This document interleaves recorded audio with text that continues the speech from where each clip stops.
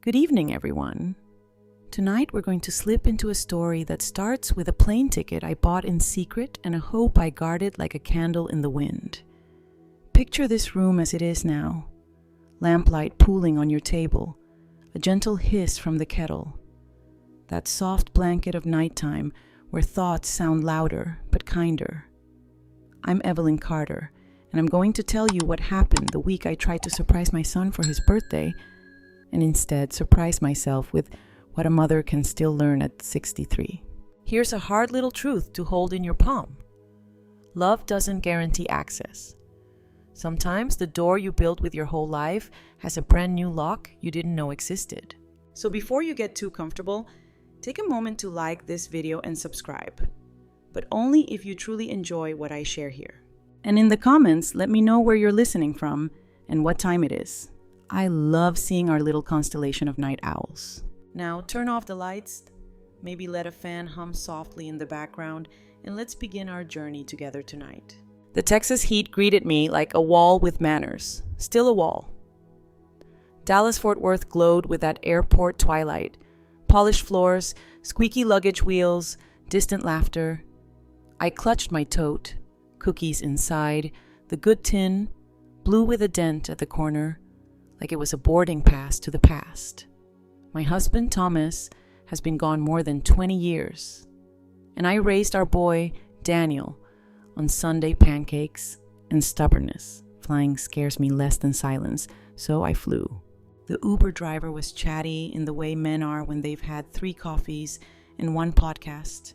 He pointed at highways and barbecue smoke, and I nodded politely while my heart jogged ahead of the car. I rehearsed what I'd say when Daniel opened the door. Happy birthday, followed by the smell of warm chocolate chips and a hug that bridged too many missed calls. I had even practiced not crying. Spoiler, practice is a liar. By the time we rolled into his complex in Austin, the sky was a watercolor, peach melting into navy, and toddlers were throwing a ball that ignored instructions. The building looked modern enough to have a gym I'd never use and plants that never shed. He's done well, I whispered to no one, and my chest warmed like a light switched on. Elder wisdom of the day. Joy can be a preview. It's not a contract. I climbed the stairs, counting them because counting is a poor woman's courage. Apartment 2B. The welcome mat was new. My knuckles hovered. That's when I saw it. A sheet of paper taped to the door, handwriting elegant, the way menus lie. Honeymoon, do not disturb. The words were so simple they hurt my teeth. For a breath, maybe 2, I thought. Wrong door. Then the world steadied just enough to land the punch. Honeymoon meant married. Married meant a wedding. A wedding meant vows I didn't hear, pictures I'll never see, a first dance to a song I can only guess at. I sat down on the hallway bench like it had been placed there by an angel with sarcasm. The cookie tin slid off my lap, lid clinking open, coins of sweetness rolling onto the concrete. Funny how a cookie can volunteer to be a metaphor. Odd fact for the insomniacs. Airport codes look random, but AUS really is Austin, while DFW got branded for both Dallas and Fort Worth. A compromise in 3 letters. Families are like that, compromises wearing uniforms they didn't pick. A door across the hall cracked open. A college-age woman with a messy bun and the kindness of strangers squinted at me. You okay, ma'am? I will be, I said, and discovered my voice had aged a decade on those stairs. Just surprised the honeymoon, I guess. She winced. Yikes. That's the modern liturgy for empathy. Concise, accurate, and dress code casual. I gathered the cookies with the care I once used to gather Lego pieces so Daniel wouldn't step on pain in the morning. My mind sprinted. When did he get engaged? Why didn't he call? Was there a fight I slept through? Academic phrase of the night. Motivated forgetting. How the brain buries what threatens the tidy story it's married to. Maybe mine had been burying for months. The sun finished its exit interview and the corridor exhaled the day's heat. I sat long enough to hear my heartbeat lower itself into a chair. Then pride, the brittle kind, stood me up. I took the stairs down, each footfall a sentence I didn't want to say out loud. He didn't want me there. Outside, the air tasted like mesquite and late shifts. I perched on the curb with my overnight bag and the blue tin, which now wore grief crumbs. I told myself I'd Uber back to a motel, then told myself I was lying. I've always believed in two things: returning the grocery cart and waiting for the truth to walk into the parking lot under its own power. After 3 hours of pretending I was a statue, a burgundy Honda swung in. I knew the laugh that arrived first, my son's, round at the edges like it learned friendliness in our kitchen. He opened the passenger door for her. Vanessa Moore. She was the kind of beautiful that photographs correctly from every angle. Sunglasses perched in her hair like punctuation. Daniel held shopping bags. She held his attention like ownership papers. I stood up. Joints protested. Heart protested more. "Daniel?" He froze mid-stride, the way a boy does when he knows the vase is broken and gravity is involved. "Mom?" The word arrived without a map. Vanessa's smile was practiced, the way hostesses learn to level a line of angry customers. "You must be Evelyn," she said smoothly. "I'm Vanessa." No hand offered, no warmth wasted. "I came to surprise my son for his birthday," I said, and discovered the courage in naming your reason without apology. Imagine my surprise when I gestured toward the second-floor walkway. Your note beat me to it. Daniel's hand went to his hair. Teenage tell, veteran move. "We were going to call," he said. "We just got back from Cabo." "Cabo," I repeated. The word tasted expensive. Vanessa's laugh tinkled like a chandelier no one asked for. "It was divine," she said. "The resort, 5 stars. The wedding, very exclusive. Only 800 people. Only 800. My jokes arrive late, like buses. If that's small, I'm a teacup that seats a stadium. If exclusivity invited 800, I guess oxygen made the list too. If guest counts are math, my calculator is filing for workers' comp. I looked at my son. He looked at the concrete. "We invited only the most important people," Vanessa added, as if reading a menu item labeled cruelty, chef's choice. I heard the sentence 2 ways. As a proclamation and as a door lock clicking. I don't remember the next 30 seconds.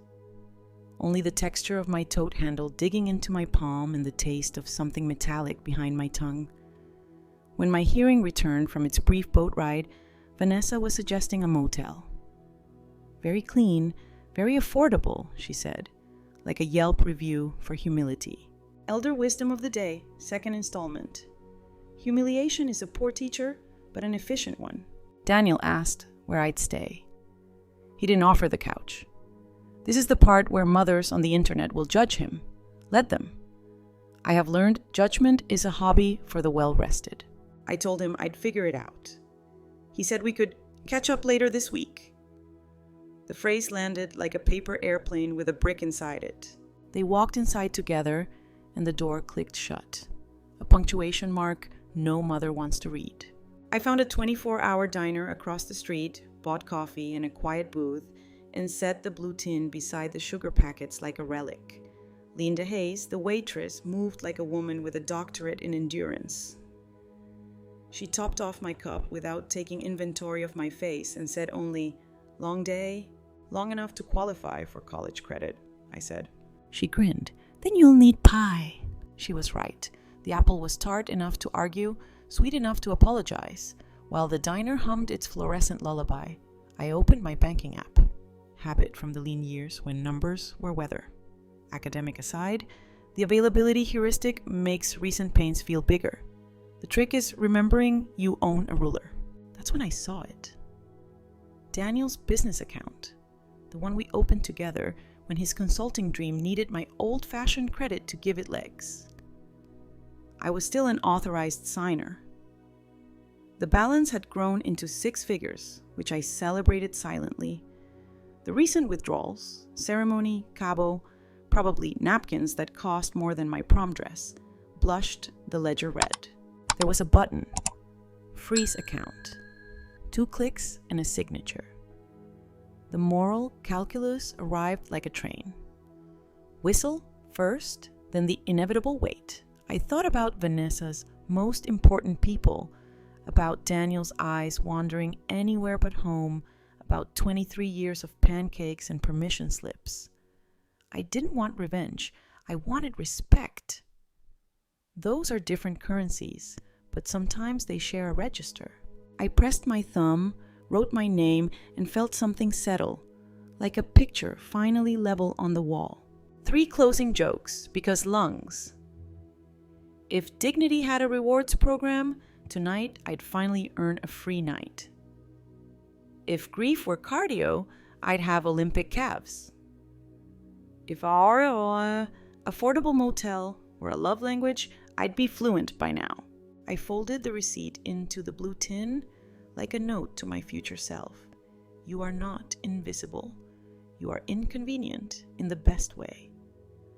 The first ring from my phone came at 7:47 a.m. I was still in the diner, still nursing last night's coffee that had evolved into this morning's coffee. Daniel's name flashed on the screen like an overdue confession. I let it buzz until the vibration felt like a small earthquake against the formica.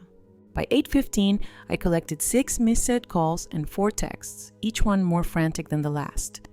Mom, call me back. Something's wrong with my account. Then, my cards aren't working. Did you do this? Academic phrase of the day.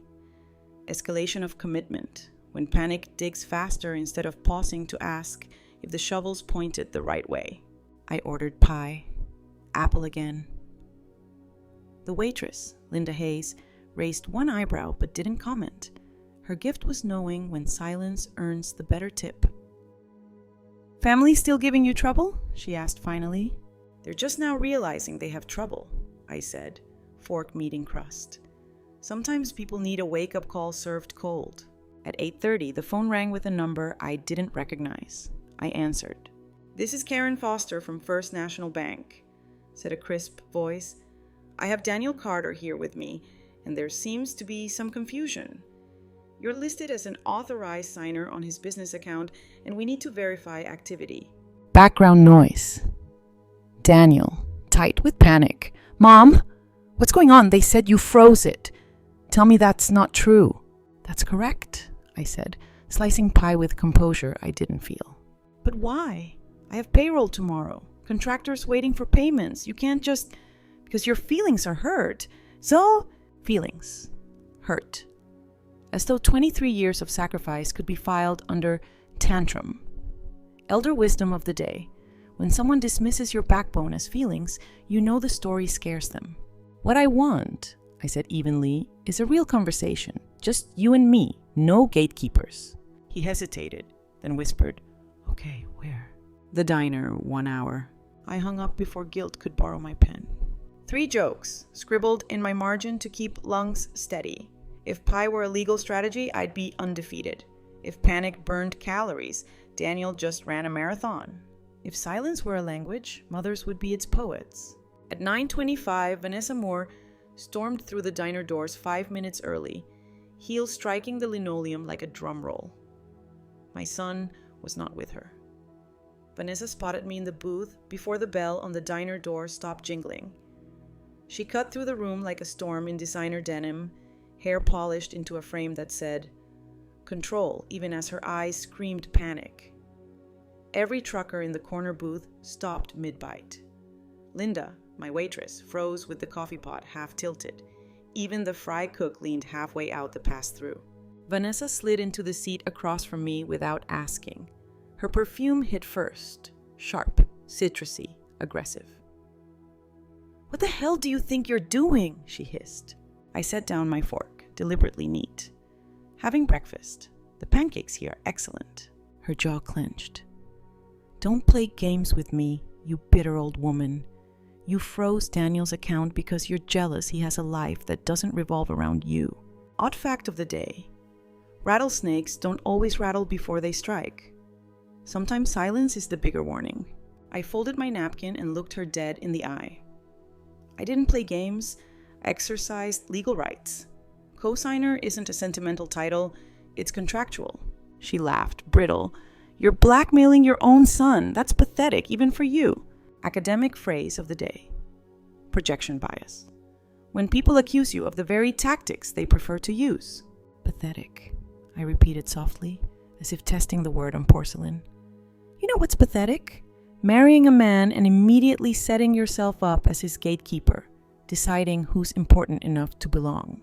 Her face flushed crimson, but her voice snapped back quick. Daniel made those choices, not me. I leaned in. Did he? Or did you coach him? Did you feed him lines about mothers being toxic, about calls being needy, about birthdays being optional? Her hands trembled as she gripped the table. Then it slipped out, raw and loud enough for the whole diner. You're a threat. You can't stand that he doesn't need you anymore. The silence that followed was thick enough to slice. Linda polished the same counter corner twice, her ears tuned like a radio. Elder wisdom of the day: people reveal themselves quickest when they forget the script. I reached into my purse, pulled out my phone, and showed her the transfers. $500 a month for 5 years, nearly $30,000 in quiet sacrifice. This is what I've given Daniel since college. Not for control, for love. Tell me again how I'm irrelevant. Her eyes widened, makeup cracking at the edges. For a moment, she looked less like a predator and more like a woman who just realized the floor had opinions. 3 jokes scribbled in the margin to help me breathe. If pie is power, I just served a la mode. If silence were applause, the diner was a standing ovation. If hypocrisy paid royalties, Vanessa could retire tomorrow. The diner's bell rang again. Daniel walked in. Hair rumpled, shirt wrinkled, face carved by sleeplessness. He looked like a man whose life had caught fire in the night. Daniel nearly collided with Vanessa as she stormed out, her heels firing bullets across the linoleum. For a second, his eyes followed her retreat like a man watching his future sprint out the door.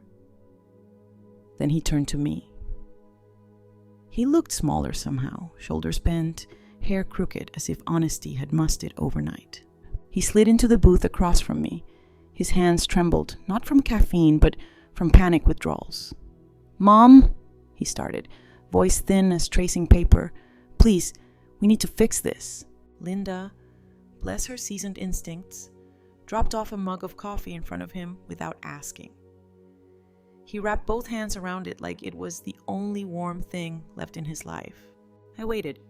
Silence is a mother's oldest trick. Fill it too fast, and you teach them nothing. Finally, he exhaled. "The wedding. It wasn't supposed to be like this." "Which part?" I asked gently. "The part where you didn't tell me you were engaged, or the part where you didn't invite me?" He flinched, a teenage tick resurrected. "Both. Neither. It's complicated." Academic phrase of the day: cognitive dissonance, the discomfort of holding 2 opposing truths. He wanted to believe Vanessa loved him and that I wasn't disposable. Vanessa said... He stopped, rubbed his face with both hands. "She said you wouldn't approve, that you'd interfere, that mothers-in-law always cause drama." I stirred my coffee, letting the spoon clink once. "Interfere how? By baking cookies? By clapping too loud during the vows?" He half smiled, half wilted. "She told me you'd been calling her, that you were sending texts, long messages about missing me, about wanting to be more involved." I leaned forward. "Daniel, I've never had Vanessa's number. I didn't even know her last name until 2 nights ago." His face drained color like a Polaroid in reverse. "What?" She showed me screenshots. "Then show them to me." I don't have them. They were on her phone." Elder wisdom of the day: the truth is patient, but lies often delete themselves. He slumped back, shaking his head. "God, Mom, I don't know what's real anymore." I reached across the table, touched his hand. Bigger now, but still my boy's hand. What's real is this. I've never stopped being your mother. And love isn't interference. It's investment. 3 jokes, scribbled in the margin because breath matters. If interference were cookies, I'd have funded the wedding. If lies had warranties, Vanessa's expired 6 months ago. If doubt were cardio, Daniel just ran laps around the diner. He whispered, almost childlike, "She's pregnant." The coffee in my throat turned to glass. Pregnant. The word landed like a stone thrown into still water, ripples spreading faster than I could catch them. I stared at Daniel, my son, my only child, who suddenly looked more like a lost boy than a grown man. His eyes were wide, red at the rims, as if sleep had become optional since Cabo.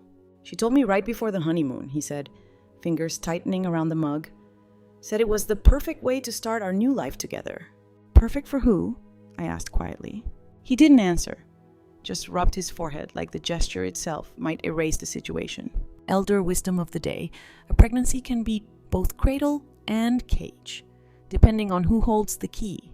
"I don't know what to do, Mom," he whispered. "If it's true, there's a baby, and a baby is innocent." "Yes," I said, steady but soft.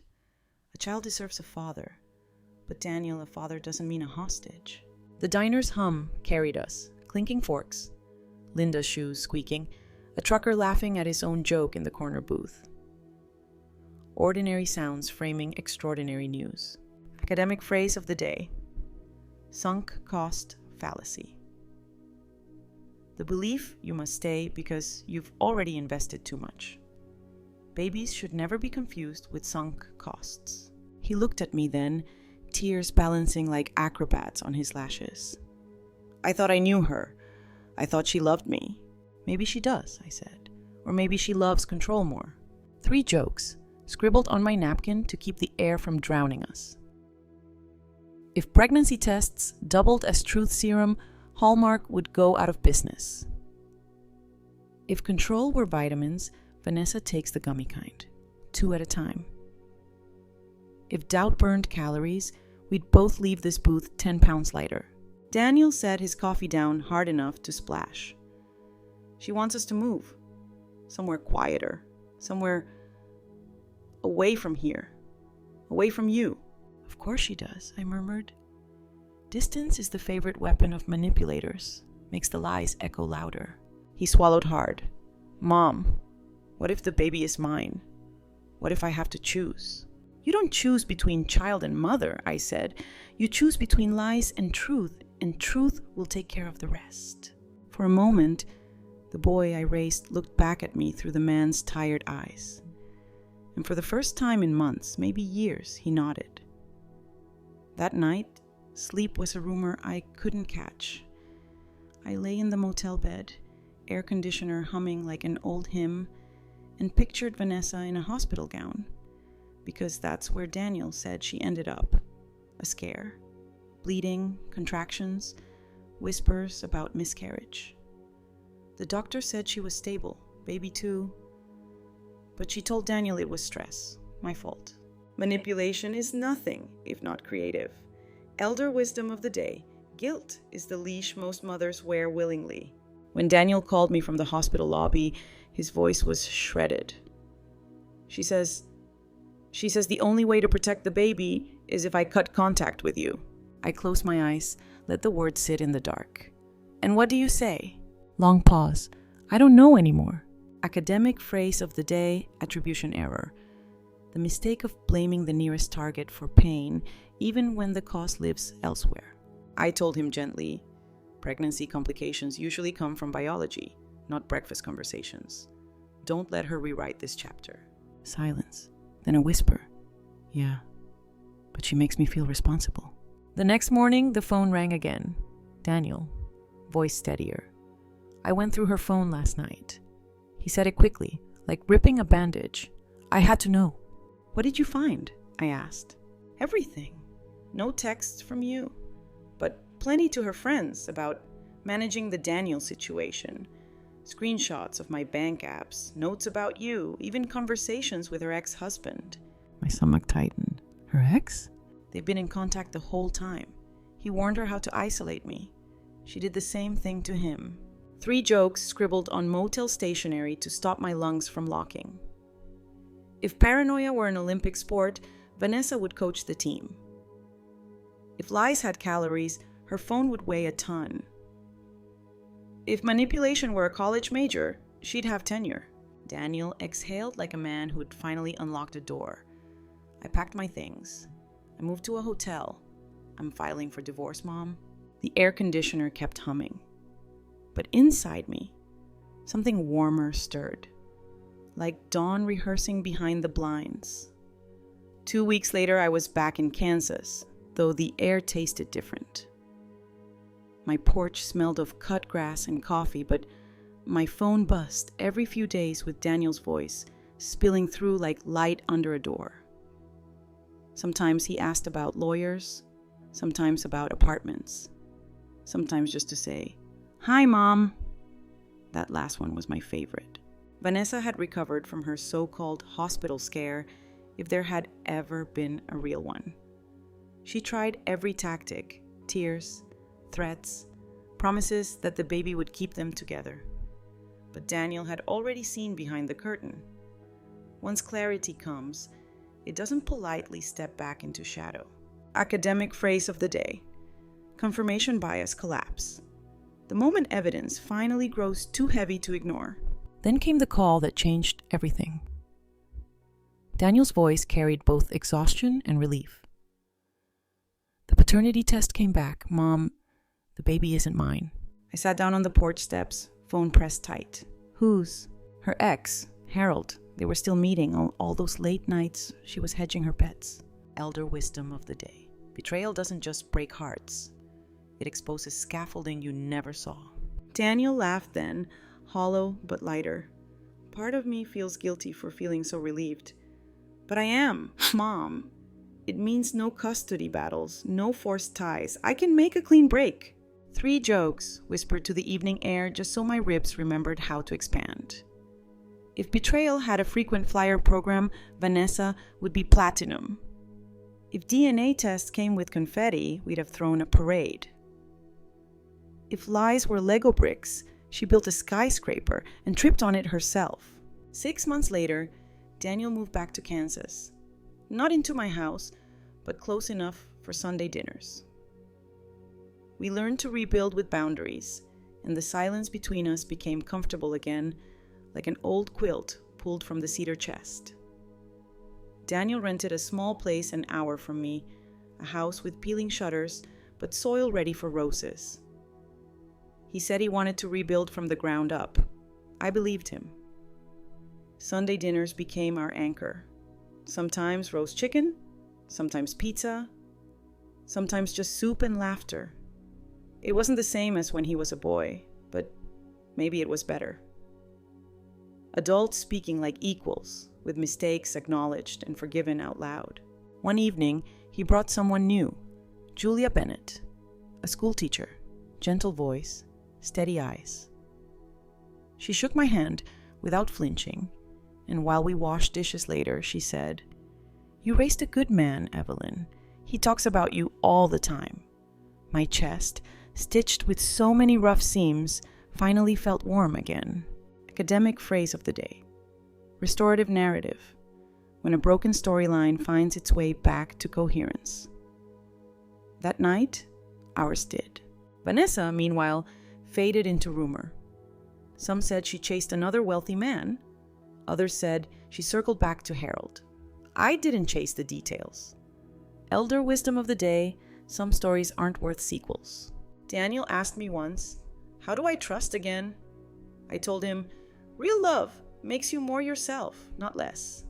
Vanessa made you smaller. Julia makes you breathe bigger. That's the difference." 3 jokes murmured into the clatter of dishes. If trust were Tupperware, I'd finally found the matching lid. If boundaries sold at hardware stores, we'd all own fences. If peace had a recipe, it'd taste like roasted carrots and forgiveness. We were quieter people now, scarred but sturdier. And for the first time in years, I went to bed without clutching the what-ifs. The night hummed, the roses breathed, and family finally meant home again. The email arrived just after sunrise, when the kettle began its soft whistling and the porch still smelled like damp wood. Subject line, final decree entered. I read it twice, then a third time, because sometimes your eyes need rehearsals. Daniel's lawyer wrote, with the clinical mercy of good stationery, the divorce was finalized. No marital assets in dispute, no custody scheduled to bind two strangers for 18 years. No more emergency hearings. The gavel had found wood and gone quiet. I called Daniel. He answered on the second ring, voice rough and relieved. "It's done," he said, and I could hear the space around him recalibrating, like a room that had finally remembered its original size. He didn't cheer, he didn't curse, he just breathed, the way a swimmer does after counting too many tiles. Elder wisdom of the day. Closure is rarely fireworks. It's the sound of a door that finally latches. We decided to meet that evening at my place. Roasted carrots, a simple chicken, salad with too much lemon because I measure citrus by hope, not teaspoons. Julia came after her last class, a ribbon of chalk dust still on her sleeve. She kissed Daniel's temple the way careful people do when they respect a bruise. While we set the table, my mind did that older brain trick where it misplaces specifics and keeps the shape of things. I reached for the salt and found the pepper. Reached for grief and found gratitude with a peppery edge. Odd fact of the day, the Congress Avenue Bridge in Austin shelters more than 1 million bats in summer. At dusk, they pour out in a ribboned cloud. From a distance, it looks like smoke learning choreography. I told Daniel this, and he grinned. "That's how it felt," he said. Like the lies flew out together and the sky could finally be itself again. We ate. We talked small, and then less small. After dishes, Daniel opened a brown envelope and pulled out a single page. His handwriting, deliberate. "It's a closure letter," he said. "Not to send, just to write." He read it aloud, voice steady. "I will always regret the months I treated love like a liability. I will not regret learning the difference between privacy and secrecy. I will not confuse peace with silence again." He folded the page once, twice, and slid it back in. "I needed verbs," he said, glancing at me. "You taught me that." Academic phrase of the day. Intermittent reinforcement. The cruel schedule where kindness arrives unpredictably, keeping you hooked on the possibility it will arrive again.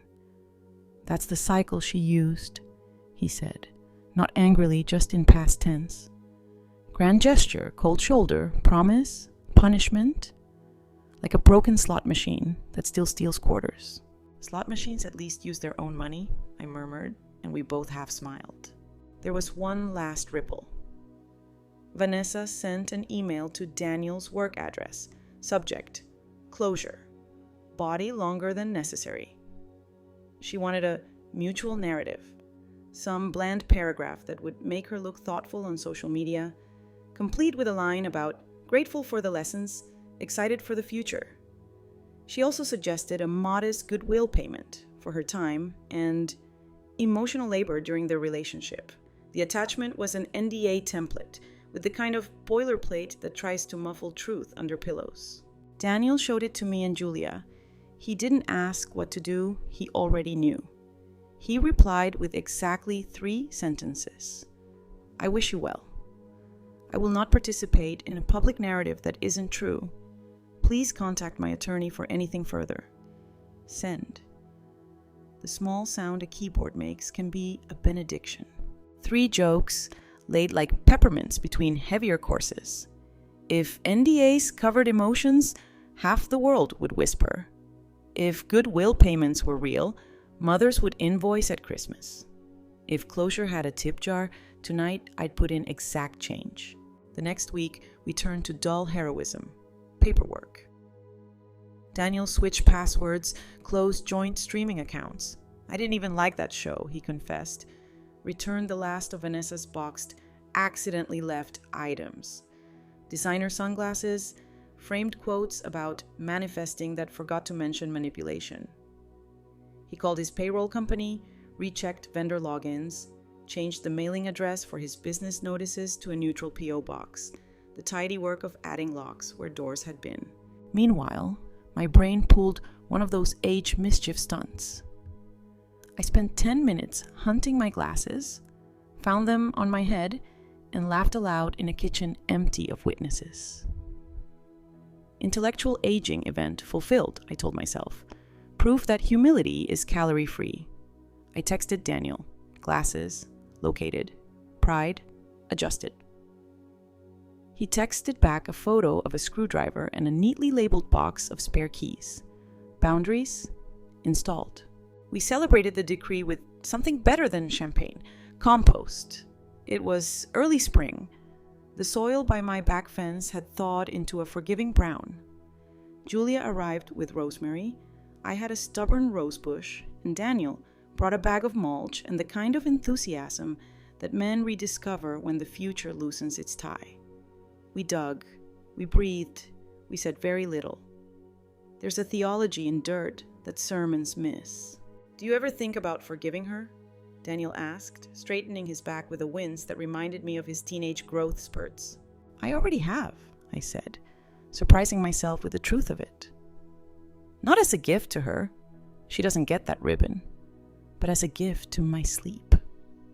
Forgiveness, I've learned, is less about absolution than eviction. You move someone out of the spare room in your head. Julia watered the rosemary until the soil glistened. Forgiveness isn't amnesia, she said. It's memory that refuses to re-enlist. The teacher in her lives in every sentence. We went inside for tea. I opened the blue cookie tin, the one that had crossed state lines to be rejected in a hallway. I had refilled it, of course. That's what you do with a vessel that once held hurt. You put sweetness back in on purpose. I placed it on the table between us like a small treaty. Daniel grinned. Still the same? He asked. Same recipe, I said. Better story. We made 2 decisions over those cookies. First, we wouldn't tell ghost stories about Vanessa to fill conversational space. Serotonin loves gossip, but souls don't. Second, once a month, we do something that costs more presence than money. Library night, shelter donations, garden class. If chaos is a habit, so is steadiness. A week later, a letter arrived addressed to me. A handwriting I didn't recognize, but a tone I knew before I slit the envelope. Performative regret. Vanessa wrote 3 paragraphs that tiptoed around apologies without stepping in one. The last line asked, almost cheerfully, if I would affirm our mutual understanding that everyone did their best with the information they had. I brewed tea, turned on the fan to its low sleep hum, and wrote back 2 sentences. I wish you clarity. We will not be in contact. I did not mail it. Not every truth requires travel. Academic phrase of the day. Boundary maintenance. The ongoing practice of protecting the edges that make you you. It isn't a wall, it's a garden fence with a gate you control. That evening, Daniel and I sat on the porch. The air felt like a page turned carefully. He told me Julia had invited him to speak to her seniors about starting a business without losing yourself. What would you say? I asked. That success isn't proof you're right, he said. It just means your invoice is cleared. Rightness is who you become while you're doing the work. He paused, then added softly, and call your mother. We laughed, the kind that doesn't ask permission. 3 last jokes for the night to remind my ribs how to rise. If paperwork were Pilates, my core would be invincible. If boundaries came scented, I'd pick rosemary and printer ink. If forgiveness were a garden tool, it'd be the trowel. Small, precise, surprisingly strong. When the porch light clicked on, moths began their clumsy ballet.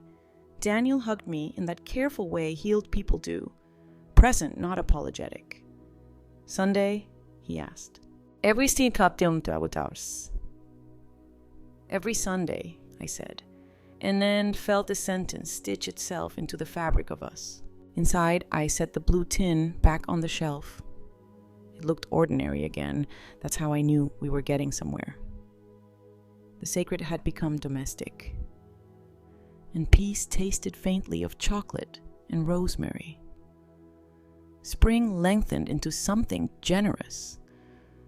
The rosemary by my fence took hold, and the stubborn rosebush decided, after weeks of pretending otherwise, to live. Daniel's decree had been inked. Julia's chalk-dusted sleeves started appearing near my sink most Thursdays. The blue tin kept finding its way to the middle of the table as if it had seniority. Peace didn't make announcements. It just showed up early and stacked the chairs. On the first Saturday of the month, I hosted a small circle at the library. Not a support group. The word felt sticky. More like practical hope with handouts. I called it Receipts and Routines. 5 women and 2 men showed clutching folders the way I cling to my purse on windy days. We labeled things. We wrote bank callback scripts. We practiced saying no like we were learning a polite martial art. I told them the difference between privacy and secrecy. Privacy protects truth. Secrecy protects lies. Heads nodded. Pens moved. I heard the soft click of boundaries being installed. Odd fact of the day for the circle. The word cookie comes from the Dutch koekje, little cake, a test batch bakers use to check oven temperature. Which means our lives get test batches, I said, tapping the blue tin. You learn, adjust the heat, bake again. Linda Hayes, the diner saint, had come on her lunch break and brought lemon bars wrapped in wax paper. She grinned. Consider these peer-reviewed. Later in my kitchen, I tried to tell Daniel the word for the little metal clip that keeps a bag closed. It skittered out of reach. You know, the doohickey, I said, making a pinching gesture in the air. Binder clip, he offered. No, smaller, with teeth. Back clamp? Closer, the one that comes on bread. We let it go. At 3:07 a.m., my brain flicked on like a mischievous lamp, twist tie.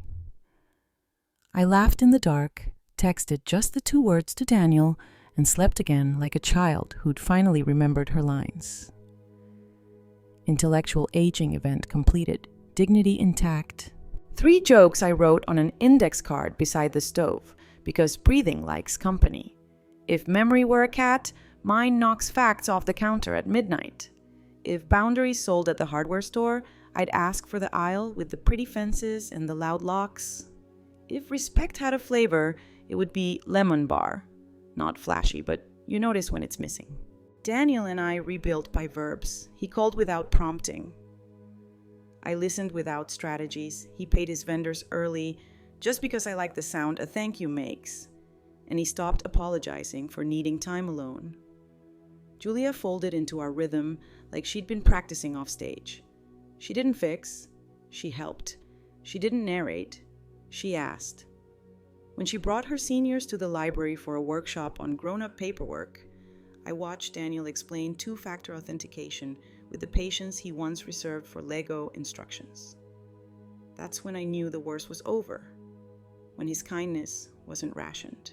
Academic phrase of the day: post-traumatic growth. The way some people become deeper, steadier, even kinder after everything breaks. It isn't guaranteed. It isn't owed. But sometimes, when you do the boring work, your life says thank you by widening. Vanessa appeared only as an email header here, a rumor there. Once, a cousin sent a screenshot of a post, grateful for the lessons, excited for the future. I felt nothing sharp, only a quiet wish that her lessons would finally graduate. Forgiveness, for me, had become a housekeeping chore. Regular, unglamorous, the reason the air stays clear. Elder wisdom of the day. Resentment is a subscription. You can cancel it. On Sundays, Daniel drove over just before dusk. We cooked simple things, loud with garlic. We talked about bills and baseball and the 1,000 small decisions that make the big ones survivable. When the porch light blinked on, moths arrived like awkward confetti. Sometimes we said nothing and let the fan hum carry the silence into a shape that fit our hearts. One evening he asked, "Do you ever miss the version of me that didn't know any of this?" I considered. "I miss his ease," I said. "But I like your eyes now. They're honest even when you're tired." He nodded. "Hedonic adaptation," he said, half teasing, half lecture, how humans normalize joy or pain faster than they think. I don't want to normalize this. I want to remember. Then keep a ritual, I told him. Rituals are memory's pantry. We started one on the spot. After dishes, 1 sentence each that we would have needed last year. He said, "Silence won't make me safer." I said, "Calm isn't surrender, it's steering." We wrote them on recipe cards and slid them under the blue tin like tiny treaties. That week, I visited Linda at the diner. The counter smelled like coffee and endurance. She topped my cup and leaned in. "How's that Texas chapter doing?" "Filed," I said, alphabetized under never again. She laughed, then grew quiet. "You know, people come in here with hearts in splinters. They think coffee and pie are consolation prizes, but the real medicine is the refills. Predictable kindness. That's what saves us. Predictable kindness." I carried the phrase home like a candle. At night, I walk my small perimeter. Locks clicked, stove confirmed off. Router battery blinked its quiet promise. I pause at the window above the sink where the rosemary catches moonlight and looks briefly silver. I think of Thomas. His laugh, his foolish optimism, the way he would have hated all this and then built a spreadsheet anyway. I think of Daniel asleep somewhere an hour away. Heartbeat recalibrated, future making room for him. I think of the blue tin and the Dutch bakers testing heat, and I forgive the oven and myself. 3 final jokes for the road between here and rest. If paperwork were Pilates, my core could hold a plank through tax season. If common sense came in jars, mine would be labeled open daily. If peace were sold by the yard, I'd buy a bolt and make curtains. When Julia texted a photo of her senior's bulletin board, what we learned about being adults, I zoomed in. Someone had written, "Boundaries are love with a fence." Another, "Call your mother." I sent it to Daniel. He replied with a selfie of him, flour on his nose, mixing bowl in hand. Cookie test batch passed. The blue tin, now dented twice, holds them like communion. And when I finally said, fan whispering the night into something soft, I practice a sentence I used to avoid. We're okay. Not perfect, not invincible, not what-if proof. Just okay. The kind that lasts. Let's slow everything down now. The pace of the voice, the edges of the room, even the bright thoughts that like to sprint. Picture the house at this hour. A porch light steady as a heartbeat. Rosemary combed by a small wind. A blue tin waiting on the table with quiet authority. In one drawer, there are labels and callback scripts. In another, recipe cards with short sentences about courage. The kettle knows when to sing. The doors know when to close. That's what we built here. Predictable kindness. The kind that doesn't argue, it just keeps showing up. Daniel is an hour away, not far and not fused, which is the right distance for grown love. Julia's laugh lingers in the kitchen like a warm aftertaste. The library lights have clicked off, leaving a stack of handouts for the next circle of people who need boring miracles. Vanessa's name has thinned into a pencil line that no longer cuts. Forgiveness has done its housekeeping and put the broom away. If you walk the hallway slowly, you'll hear the soft bureaucracy of peace. Locks, lists, batteries that blink a promise. Somewhere, a phone buzzes with nothing urgent. Somewhere, a rosebud decides, finally, to open. And in the place where fear used to rehearse, there is a fan's low hum and a sentence that has learned how to breathe. We're okay. Let your shoulders drop now. Let the night be the size it needs to be. Imagine the porch. The moths like soft mistakes forgiven. The sky dark and unbroken enough to carry every quiet wish. When you close your eyes, carry only what's light.